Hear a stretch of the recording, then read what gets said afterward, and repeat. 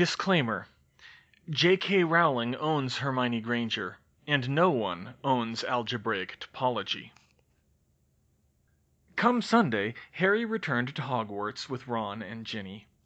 There had been a lot of debate over whether it was safer for him to return to the school, but in the end the decision was out of their hands. Harry had to go back. He was still underage, and as Professor Slughorn had done a runner after Dumbledore's death, they didn't have any certified tutors in Transfiguration for him, which he needed on the Auror track. Hermione was not going back, despite Slughorn's absence. She was of age, and her own studies were now so far off the standard curriculum that it wasn't worth the trouble.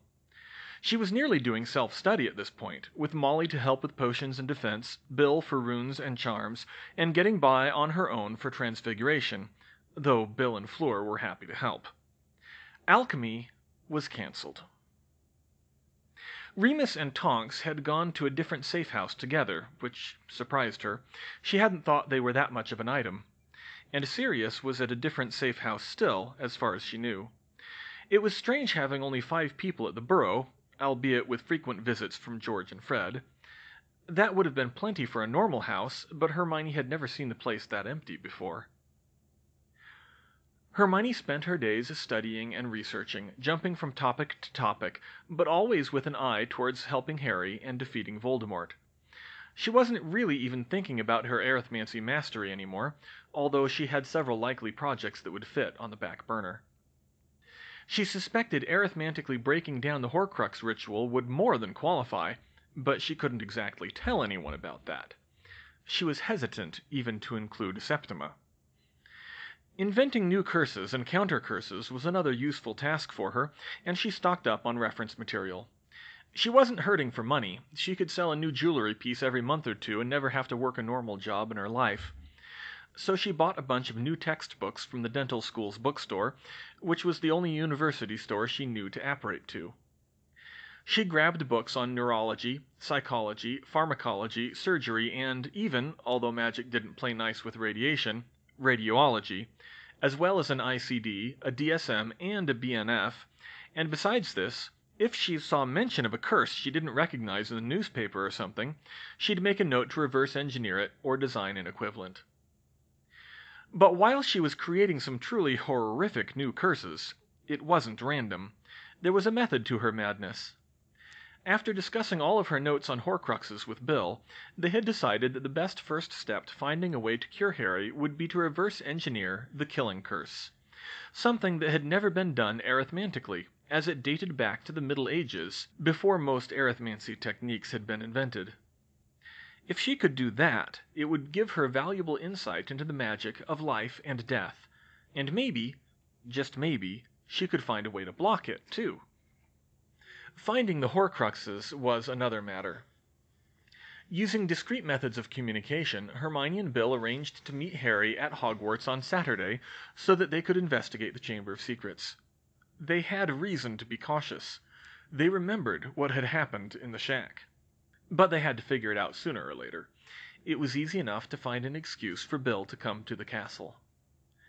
There were Aurors guarding the main entrances of Hogwarts, but there weren't much in the way of patrols within the school, at least during daylight hours, and even if there were, Hermione and Harry both had maps they could use to avoid them, so there was little danger of their secret getting out.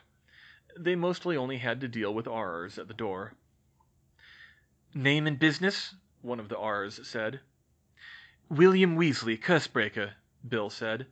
"Professor McGonagall wants me to look at the curse on the defense professorship." "Hermione Granger," Hermione added. "Private tutoring session with Professor Vector." The Auror checked them against some sort of list, scanned them with a probity probe, and waved them in. Bill did go poking around to look for the source of the curse on the defense professorship. Professor McGonagall even escorted him down to look at the Anchor Stones, although those were so complex that it would take years to trace a well-hidden malicious addition. And that was if Voldemort had carved it into the Anchor Stones, and not somewhere else, something that would have been difficult during his brief visit in 1957. No, Hermione corrected herself, during his known brief visit in 1957. It wasn't hard to sneak into the grounds if no one was looking, and the anchor stones were accessible from the boathouse. For that matter, it wasn't that much more difficult to get into the castle proper without being seen.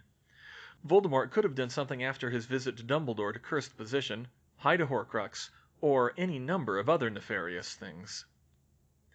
But Bill would look at the anchor stones, since parts of the castle had been in continuous use for defense, in particular since 1957, while Hermione visited Septima. She was momentarily surprised when Septima took one look at her and pulled her into a tight hug. "Oh, Hermione, I was so sorry to hear about your parents. I couldn't believe how fast it all happened.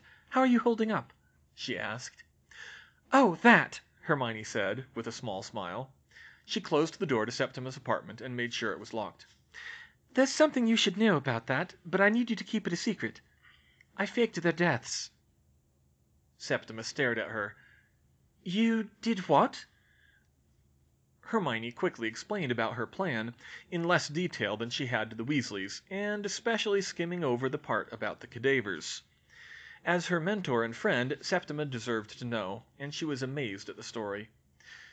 "I'm surprised you actually convinced your parents to go all the way to Australia and leave you here," she said. "Whenever I've seen them, they've come across as strong-willed as you are. How did you do it?" "A lot of screaming and crying and dazzling them with magic," Hermione said. "Plus Dumbledore leaving a specific task for me." "And they're well hidden, I take it? They must be if you're trusting others with this knowledge." "Only my closest friends know, but yes. I'd be hard-pressed to find them myself without actually going to Australia." "Well, I can't tell you how glad I am to hear that. So, what are you going to do this term? To be honest, I'm a little surprised you came back here at all. Are you still trying for your mastery? Because I have to be forthright with you. That might not be possible for the duration." "I know, Septima. I'm not really going for my mastery as such. I told you Dumbledore left me a job. I was hoping I could ask for your help." "Always, Hermione. What is it?" "Well, I'm not sure you'll like it. It's a lot deeper into dark magic than a lot of people I know would be willing to go." "Dark magic?" she said worriedly. "What kind of a job is this?" "Reverse engineering the killing curse and trying to find a way to block it." Septima nearly choked on her tea. "Blocking the killing curse? That's the job Dumbledore left for you?" "Yes," she lied. If they got that far, she'd tell her more later. Septima shook her head. "Only you, Hermione. If anyone can, you can. I'll help you. If you can do something that big for the war effort, it would be incredible. Although I admit I don't have the faintest idea where to start." "I have a few ideas." Hermione pulled out her carefully redacted notes on the killing curse from her larger body of work and pointed out the patterns she had seen. The meeting after that came down to a lot of talking with no real tangible progress, but most projects started like that. When she left, she felt like they had made a good start. Coming back down from her meeting with Septima was when the real trouble started. There, in a corridor on the 4th floor, a small crowd of people were facing off. Pansy Parkinson, flanked by Crabbe and Goyle like Malfoy always was, plus the other Slytherin boys, Nott and Zabini, stood across the hallway, blocking a pair of younger students as well as Hermione in their path. The other students were little Georgina Vector, and a Ravenclaw in her year whom Hermione didn't know. She didn't like the look of this. "Granger!" Parkinson snapped. "There you are! I heard a rumor you showed your face here again." Hermione drew her wand since they were already several pointed at her. "What do you want, Parkinson?" she groaned. "You gone!" Parkinson snarled. "You don't deserve to come back to Hogwarts with what you are, after what you did." "Are you talking about Malfoy?" Hermione interrupted. "Because that was Harry. Using your spell, Granger, on your secret mission. He died because of you, too." "And Dumbledore died from Snape's spell, and Harry nearly did too," she said. "It doesn't matter who invented it. Malfoy did it." "Shut up! You aren't worthy to walk these walls, mudblood!" Georgina tensed, and the younger Ravenclaw boy gasped, to Hermione's surprise. It was almost cute how sheltered he still was. "Yes, real mature, Parkinson," Hermione said, rolling her eyes. She looked around at the boys. Is this really worth the effort? Worth the effort? My boyfriend is dead. And my parents are dead! She screamed. Eep! Squeaked Georgina. Finally remembering to play the part of the grieving daughter, Hermione repeated. My parents are dead, Parkinson. Dolohov may have cast the spells, but he was enabled by whiny little bitches like you who think that purity of blood matters and try to blame anyone else for her boyfriend being a murderer. Furnunculus! Atraher! Zip! The crowd gasped. Parkinson's boil hex sat there on the end of Hermione's wand like a fly trapped in a spider's web. Hermione thought quickly about her options and decided to make an impression. Let's get something straight, all of you, she said. She drew her second wand from her other sleeve, raising some eyebrows. People like you killed Dumbledore. She used her second wand to rip the outer layer of magic off the hex. It started sparking. People like you killed my parents. She pulled one of the remaining magical fields away, flipped the rest of the spell over, and slotted it back into place. The Slytherins gasped as it began crackling with electricity. People with bloody stupid ideologies like yours have caused unspeakable horrors in the Muggle world over and over again until we've become sick of it. She rotated one of the fields so the spell wouldn't fly apart at the slightest provocation, creating a crude version of her own taser hex. And now you're trying to take it out on me, to ruin me. But you won't. And with that, she whipped her arm around and flung the spell back at Parkinson. The Slytherin girl was too shocked to put up a shield and tried to dodge at the last second, but the spell was so unstable that it didn't need a direct hit. That could actually be very useful if she could control it, Hermione thought. It exploded and zapped both Parkinson and Goyle as it flew between them, knocking them both to the ground. "Whoa!" a voice came from behind her. Hermione half turned and saw Harry and Bill hurrying up the corridor, while the younger students looked up at her in awe. "That was impressive," Bill said. "There you are, Hermione," said Harry. "Are you all right?" "Yes, just taking out the trash," she said. Parkinson gasped for breath as she pushed herself to her feet. How?" she said. "This is what happens when you persecute someone just for who they are, Parkinson. After a while they stop putting up with it and fight back. So really this is your fault too." Parkinson snarled and whipped her wand back up. You... "What are you talking about, mudblood?" Zabini snapped, raising his own wand. "I'm talking about the consequences of pushing someone too far," she growled. "Of driving someone to extremes." Suddenly she tapped her wand to her necklace and said, "Revelio." Not her D.A. Galleon necklace, but the other one she'd made as a fun Ancient Runes project. The 5 stored spells carved into it would only last for half a minute, but that was all she needed. The hardest part was getting them to respond to Revelio rather than to a normal activation command. That little bit of misdirection would make all the difference. Suddenly, with glowing white skin and glowing red eyes, billowing hair and billowing robes, and finally, a voice-changing charm that made her voice sound deeper and echo ominously, she spoke. "In place of the Dark Lord you will set up a queen, and I shall not be dark, but beautiful and terrible as the morning and the night, fair as the sea and the sun and the snow upon the mountain, dreadful as the storm and the lightning, stronger than the foundations of the earth. All shall love me and despair." The charms faded, but the impact didn't. Nott and Zambini decided discretion was the better part of valor at once, and Parkinson followed after them without a word.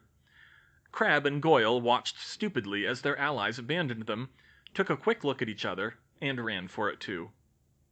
Hermione turned to see Bill and Harry staring at her with their mouths hanging open. Georgina and her Ravenclaw friend were pressed up against the wall in terror. "Sorry, did I scare you?" she said. Hermione, how?" "Mere parlor tricks," she smiled. "Muggles do like their special effects." She was pretty sure Georgina caught her meaning, but she also had a strong suspicion that the Ravenclaw boy, Lisa Turpin's little brother apparently, didn't, and she had no doubt that the infamous Hogwarts rumor mill would have her cast as a new Dark Lady by supper. The smart people wouldn't buy it. The really smart people might even guess what she'd done, but she was pretty sure she'd made an impression. Hermione reassured the children and sent them on their way, then proceeded with an uncomfortable-looking Bill and Harry to Myrtle's bathroom, checking their maps to make sure no one was close enough to notice. "Hermione," Myrtle said, floating out of her stall. "Oh, hello! I didn't know you were still here. What are they doing here?" She pointed at the boys. "We're searching for cursed artifacts, Myrtle," Hermione said. "We'd appreciate it if you didn't tell anyone. We need to find them to defeat Voldemort." "Who?" "That man who killed you. We're going to take him down for good." "Oh," Myrtle looked touched. "Go ahead, then." Harry opened the entrance to the chamber with Parseltongue, and Myrtle fled in fear to hide in her toilet. As the door opened, Hermione pulled her new Comet 260 out of her handbag. She'd finally got the second extension charm to work. She looked up and saw Harry and Bill staring at her again. "What?" "You brought a broom?"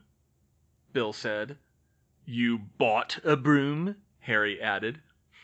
"Something of an impulse purchase, I admit," she said. "But you'll never know when you need to make a quick escape." They were still staring. "What? I didn't fancy sliding down that shaft again. Didn't you bring one?" "I didn't think of it," Harry said sheepishly.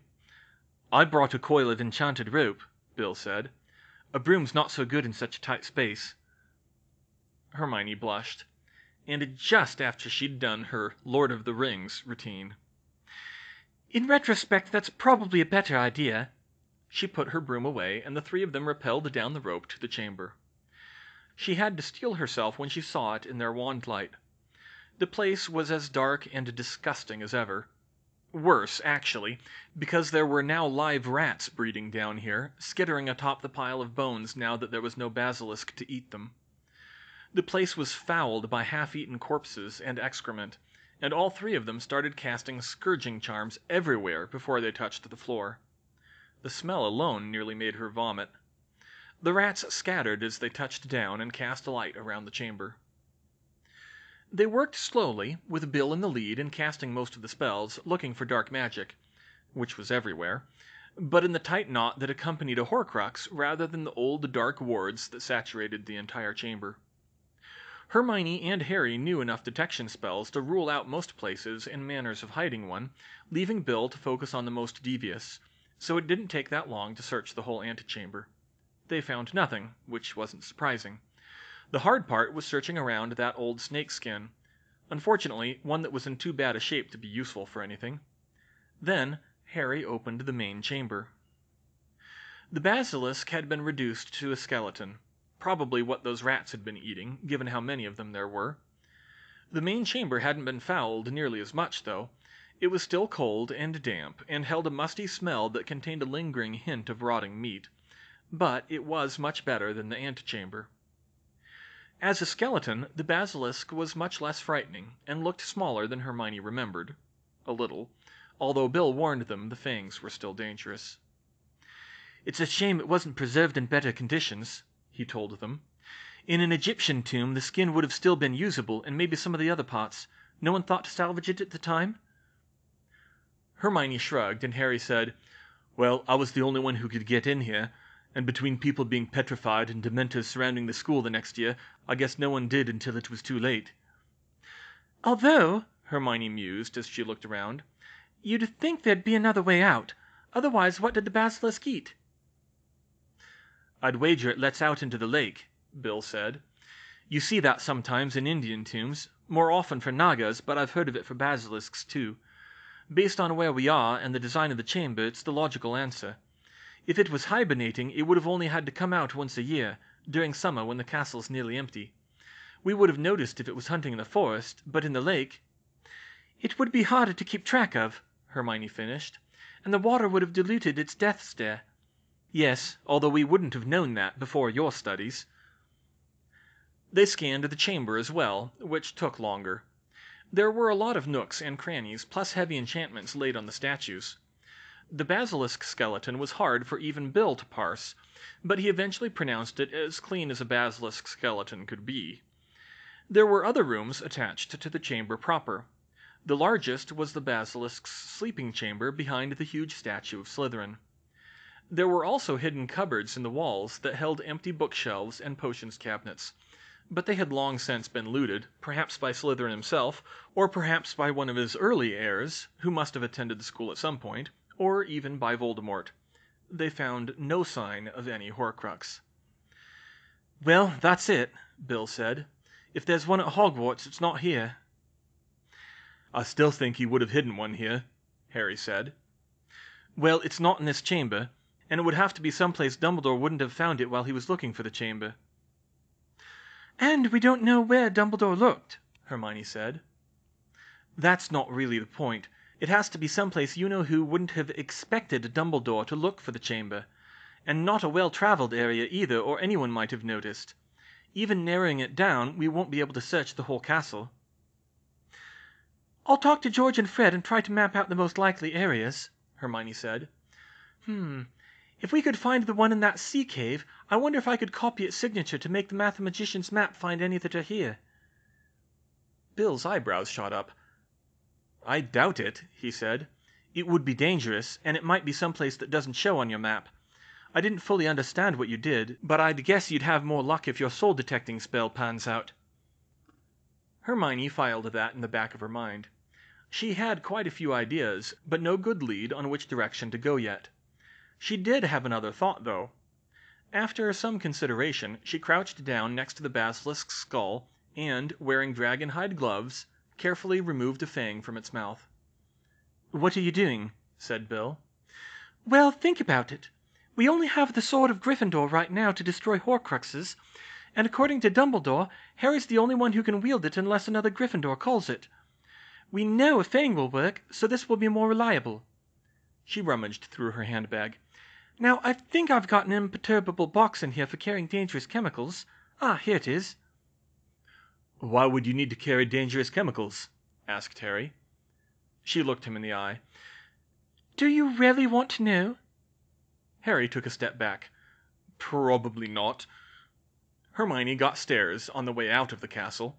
She heard whispers behind her back, but no one dared challenge her to her face, not even the children of Death Eaters. Good.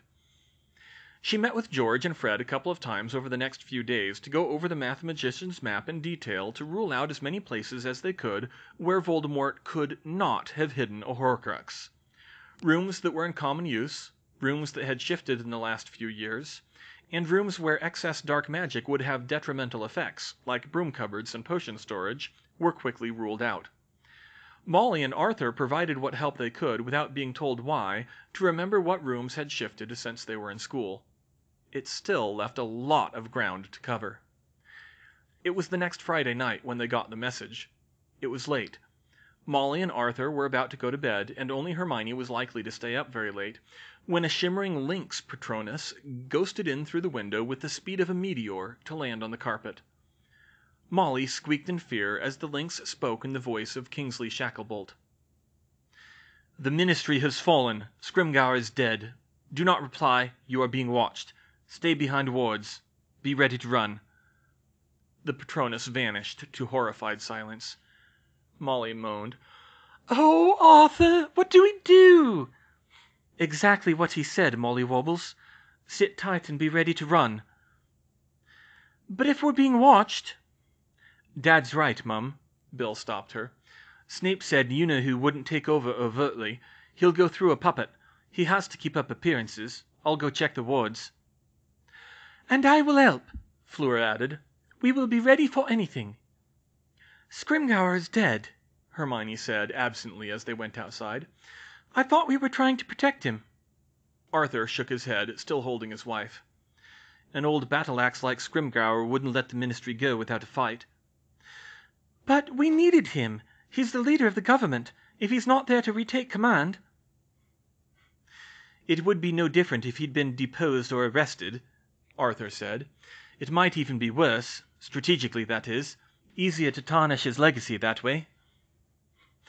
"Propaganda can tarnish any legacy, Arthur," Hermione countered. "Who takes over if we take the Ministry back?" "Probably Mad-Eye if we can convince him.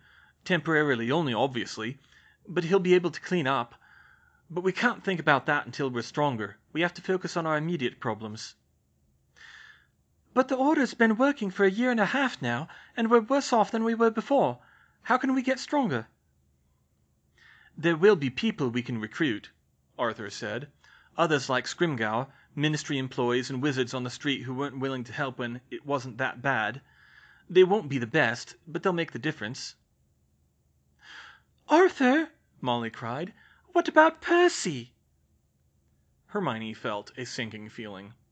With the hours Percy kept, there was a good chance he was at the ministry when it fell, and falling out with his family probably wouldn't protect him from being a blood traitor. I'm sorry, Molly, I don't know, he said. There's no safe way to contact him. If he's being watched, we can't risk a Patronus. I'll have to find out when I go into work next. Work? Molly gasped. Arthur, you can't go back into that place. I have to, Molly. Even in a war, we need the money. And if you know who has to keep up appearances, then so do we. They won't go after me at the ministry. Molly only cried harder. Hermione felt for her. Even with Dobby helping, she couldn't think of a really safe and efficient way to get in contact with Percy undetected.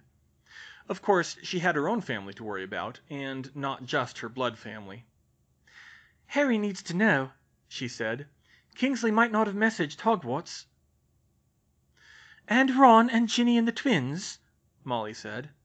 Yes, and the DA, Hermione agreed. Okay, I can do this. Counting characters in her head, she tapped out 2 messages. One, on the Lord of the Rings ring on her left index finger, read, "Ministry fallen. Being watched. Be careful." That would go to the duplicate rings she made last year. Arthur, Molly, George, Fred, Sirius, and Remus, who probably already knew, and Cedric, Septima, and most importantly, Harry, who probably didn't. Since the rest of her friends at Hogwarts didn't have rings, she made the executive decision to push Harry to call a meeting. On the DA gallon she wore around her neck, she tapped another message. Emergency DA meeting ASAP. Watch for next message. That's all Kingsley said, Sirius told Harry over his enchanted mirror. He was contacting all of us. We're lucky he got a message through at all. But what do we do, Sirius? Harry demanded. You stay put. You're safe at Hogwarts, even without Dumbledore. You're behind the strongest wards in Europe, and you have 4 Order members there. Trust them. But what about you? Remus and I will be fine. We're good at hiding. We got through the last war just fine, after all. The only thing you need to worry about is the Slytherin students. I know you can take them in a fight, but they might take you by surprise. Yeah, I told you they tried to go after Hermione last... Ah! He hissed and looked down at his hand. Sirius would have reacted, but he felt a burning on his own hand. He'd nearly forgotten the ring Hermione had given him a year ago to send messages outside the usual Order channels. Hermione sent a message, Harry said, but his face fell when he read it.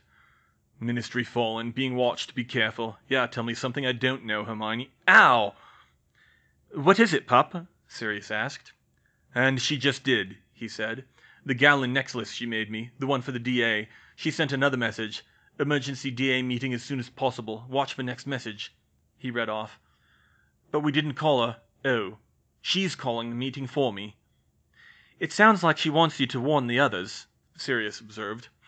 Yeah, I get it. It'd be nice to get a heads up first, though. Of course, he thought, Hermione didn't really have any truly secret one-to-one communication methods besides Dobby, and the elf wasn't perfect at staying out of sight. Still, there was no reason not to, so he called the meeting. About half the DA showed up.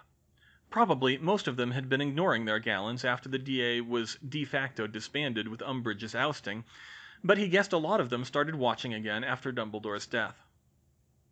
Things were more dangerous now, and they would want the reassurance of the group, and Harry in particular. They met in the Room of Requirement, being the only room in the castle where they could be assured of a private meeting. It was public knowledge now, sort of, but now that he knew more about it, he could specify that only DA members would be allowed in. All the Gryffindors from their year came, and so did Ginny and the Creevey brothers. They were missing quite a few who had graduated, though, and Harry noted with sadness that 2 of their number, Lee and Cho, had died. A handful showed up from the other houses: Luna, Padma, and Anthony from Ravenclaw, Susan, Hannah, and Justin from Hufflepuff. Even 2 Slytherins showed up: Georgina Vector and Astoria Greengrass. "Think Merlin Potter's doing something," Astoria said wearily. "I didn't know you were still watching the gallons," Harry said. "Are you kidding? We never stopped watching," she replied as she lay against a pile of cushions, her eyes closed. It wasn't easy for her to climb all the way to the 7th floor. "We can read the writing on the wall. We need connections to other people who can help us. Daphne and Tracy have been watching too, but they sent us alone so they could keep up appearances." Harry frowned. That phrase was being used a lot tonight, and he was concerned for the other 2 girls. "Will you all be safe enough in Slytherin?" "We'll have to be, won't we?" she replied. "It's not like there's any place else we can go. It's not as bad as you think, Potter. Parkinson puts on a good show, but they're pretty disorganized without Malfoy, and scared of you because you killed him." Harry flinched at that. "We're mainly hoping we can count on the DA to come to our aid if something happens." Harry looked around at the DA. They looked pretty disorganized too. "Some of us, I think," he said. "A lot of the others still don't care for Slytherin that much. But if you actually need to get out, Hermione spent time living in here before." "Here?" Astoria said in disbelief. "Yes, I know about it," Georgina said. "She reset it to look like a bedroom and told it not to let anyone else in. It could work in a pinch." "Huh, worth keeping in mind, I guess." Harry was relieved. He had a feeling the girls might need it in the future. Once he felt that everyone was there who would be coming, he started the meeting. It was somewhat underwhelming when it came down to it. Harry told them what he knew, which wasn't much. He told them about the coup at the Ministry, and that the new government would be a puppet for Voldemort. No, he didn't know anything about who had been injured or killed. No, he wouldn't explain how he got his information, but yes, it was trustworthy. Yes, they were safe at Hogwarts, probably safer than anywhere else, especially the Muggleborns. He repeated Sirius's assertion that the biggest threat was the Slytherin students causing trouble. Susan Bones recommended that they use the buddy system. Go everywhere in 2s and 3s in case the Slytherins tried something. That was readily agreed to. Harry told them that Professors McGonagall, Hagrid, and Jones were definitely clean and safe to go to if they were in trouble. He made a mental note to tell Astoria and Georgina privately that Snape was also on that list. The Creevey brothers wanted to start training in spells again, stuff that would be useful in a serious fight, but not everyone agreed there. "We've actually got a good defense teacher this year," Anthony Goldstein pointed out. "But that's not reliable," Colin said. "Things are getting dangerous. You never know what'll happen. Dumbledore was killed halfway through the year. Plus, the defense teacher already changes every year, and most of them suck." "Let's vote, then," Ginny suggested. They did, and the motion carried easily. She shot Harry a smug look, but Harry wasn't averse to it. He took a little time to put them through their paces, though he went easy on them since it was the first meeting since last year. Dean Thomas was the one who suggested they start recruiting again. Harry was skeptical, both because they'd been outed and because half of them hadn't even shown up tonight. "They will when we get the word out about you-know-who," Dean said. "Look, the DA isn't exactly a secret anymore, but they never got our member list, and they don't know how this room works. Actually, I don't know how it works, and I'm pretty sure Seamus didn't either. So they probably didn't get anything." "Well, Wait, you don't all know?" Harry said in surprise. Most of the group shook their heads. "We just know it's a secret room that only you and Hermione knew how to get into," said Padma. "You always had it set up already when we got here." "But," he was really confused now, "everyone who does know how the room works, did you tell anyone?" The few who did shook their heads. "Hermione didn't want too many people knowing," said Georgina Vector. "I don't think anyone else knew at all," Neville said. "Ron was in charge after you got expelled, and he didn't tell." "But didn't we tell?"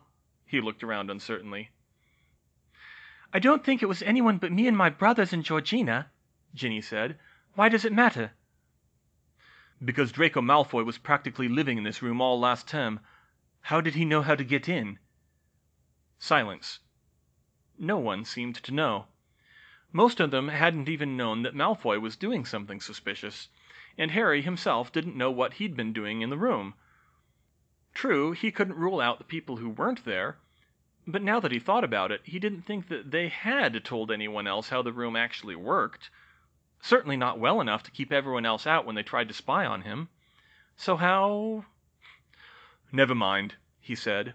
He'd ask Hermione about it later. "So the group in the room are actually more secret than I thought. Now, if we're just practicing spells, that doesn't really matter, but if we're keeping each other safe and helping people out if they're in trouble..." "And fighting back," Colin piped up. "Maybe fighting back," he clarified. "But especially then, keeping things quiet is a good idea. So we'll stick with the contract. I guess it's still binding on things that aren't public knowledge yet unless Hermione or I cancel it. Just be careful about who you recruit. Slytherins aren't the only ones to worry about. Remember, Peter Pettigrew was a Gryffindor." "Not to mention Seamus," Dean pointed out sourly. Ron quickly jumped in. "Seamus was a mistake. We let it slip to him before we figured out we needed to keep it a secret." "So yeah," Harry said, "be careful who you recruit. And remember, they all need to sign before they can join." "Got it," Ginny said. "Dumbledore's army, still recruiting." Saturday morning was tense at the Burrow. No one had got much sleep. Despite Arthur's conviction that they wouldn't be targeted directly, they had had people keep watch. But morning came without incident, and Molly started making breakfast as usual. Hermione wearily pulled herself out of bed and trudged down to the kitchen. The problems that had looked difficult yesterday now looked near insurmountable with the Ministry co-opted. It was even worse than last year when Fudge was being obstructionist and covering things up. This Ministry would be actively hostile and wouldn't hesitate to kill her if they could get away with it. With a shadow government like that in place, there weren't many people she could trust, and there was that much more risk that someone would figure out what she was up to. She talked to Bill over breakfast about stepping things up. "I think we need to prioritize finding the items, Bill," she said. "Once they're in hand, I can focus on our other problems, but if Voldemort—" Crash! There was a sound that reminded Hermione of the time Voldemort shattered all the windows in the Ministry atrium, but more felt than heard this time. It rattled the Burrow to its foundations, and was followed by a shrill whistle like a tea kettle. Molly screamed, and the rest of the Weasleys sprang into action. What? What is it?" Hermione cried. "The wards just broke!" Bill yelled.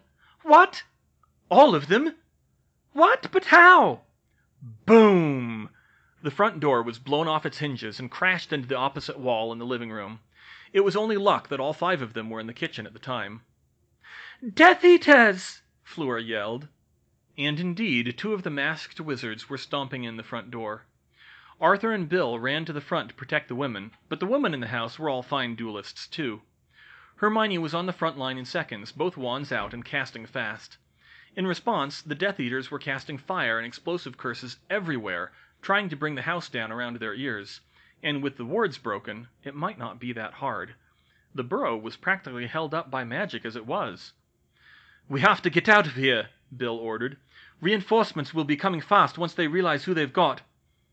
"Us your handbag!" Hermione summoned her expanded handbag to herself amid many hexes and curses. She had everything she needed in there. She kept casting.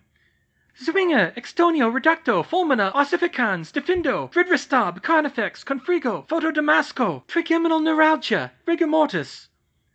She cast some of the curses verbally, while others she successfully cast non-verbally. The trouble was, in the heat of battle, she wasn't sure which ones she had spoken out loud. The Death Eaters dodged and fought back hard, including with killing curses that they had to dodge or block with physical objects. Arthur and Bill pushed forward, however, maneuvering the Death Eaters around, and she followed their lead. With more of them, she and the Weasleys had the advantage and could push them wherever they wanted, away from the Floo, even as the house was burning around them.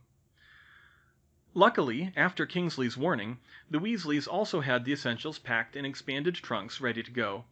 Hermione was vaguely aware of Arthur shouting, "Molly, get the Floo!" as one of the Death Eaters shielded her butchering spell. She'd found Carnifex in a book as a non-dark cutting spell strong enough to cleave through bone, but it didn't serve as more than a distraction here. Molly called out, "Pruitt Manor!" At the fireplace, while one of the Death Eaters staggered as Hermione's blinding laser curse hit him dead in the face, the twin infrared lasers lancing straight through his shield.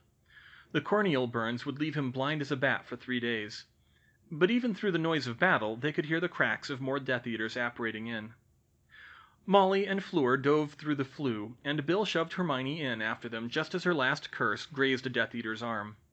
She felt herself tumbling through an extra-dimensional space before she fell out of the fireplace in an ornate sitting room. She looked up to see a disapproving old lady berating Molly and Fleur for their messy entrance. Bill stumbled out a moment later, and Arthur finally followed just before the fire went out.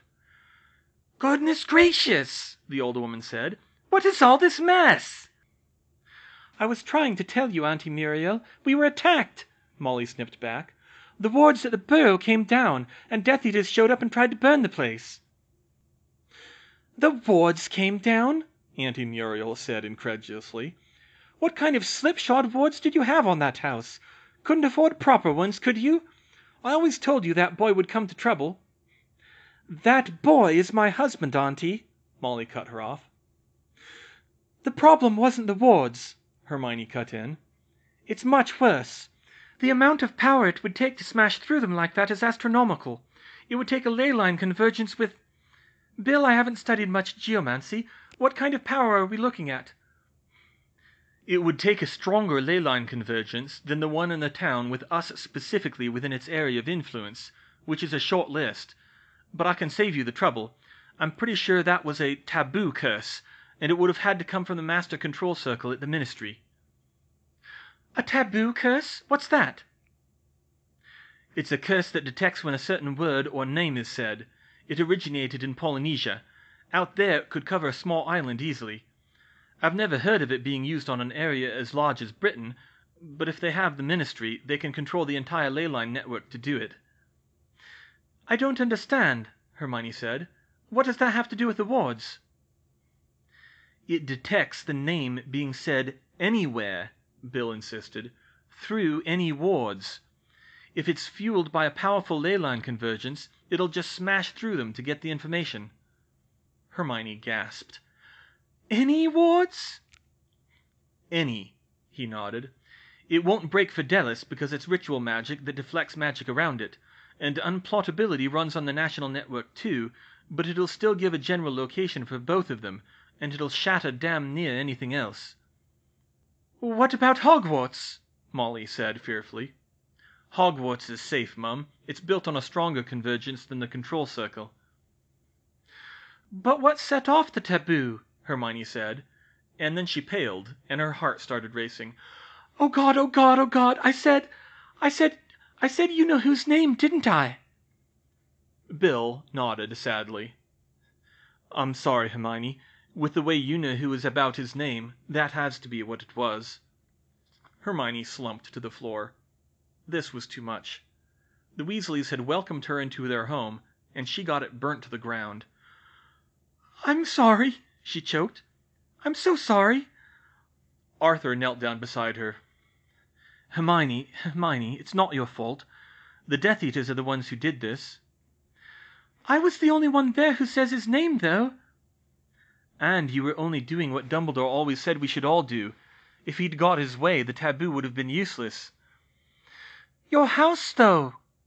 "Listen, Hermione, all that stuff back there, it can be replaced. You can't. We got everything that was valuable out of there thanks to Kingsley's warning.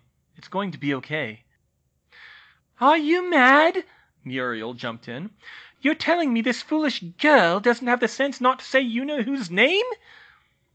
"Muriel, this is not the time," Arthur said. "Not the time!" Muriel shrieked. "Your house just got burnt down because of her." "It wasn't her fault. She didn't know." "Get her out of here before she slips up again." "Bill didn't even know until it happened."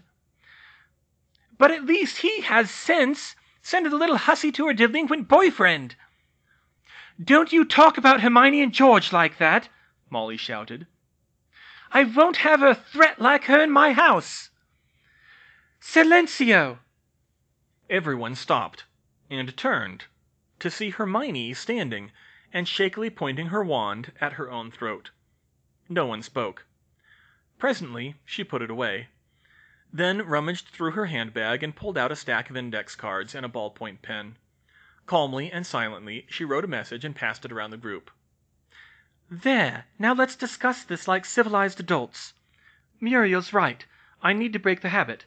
I'm worried about slipping up. Even if I went behind a Fidelis, there would be a risk. As Bill said, it would give away the general location. I'm going to try to find a solution, if Bill will help me. I know enough nonverbal magic to get by for now. The Weasleys looked back at her with wide eyes when they read her note.